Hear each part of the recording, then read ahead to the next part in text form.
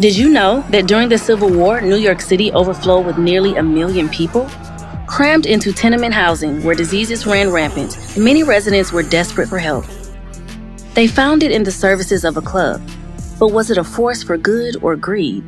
Incorporated in 1789, less than 2 weeks after George Washington's inauguration, the Society of St. Tammany, known as Tammany Hall, began as a political club for New Yorkers. Most of its members were opposed to the Federalist Party, who they felt had failed the city's middle class.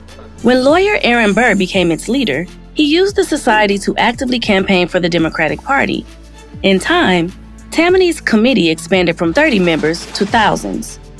As its political influence grew, it helped Irish immigrants gain the right to vote. And after supporting Andrew Jackson's successful run for president, many Tammany members were rewarded with high-paying government jobs. Tammany continued to flex its political muscle when their leader Martin Van Buren won the presidential election of 1836. But the mid-1800s also ushered in a new era of political corruption in New York, with members enlisting local gangs to intimidate voters. William McGeer Tweed became Tammany's legendary leader in the 1860s. At his command, Tammany Hall controlled the Democratic Party and most of the votes in New York. The organization helped fund new hospitals, museums, courthouses, and even the Brooklyn Bridge, and often stepped in to help poor families in need. But Tweed and his associates, according to some estimates, skimmed $200 million off the top as they doled out contracts and jobs.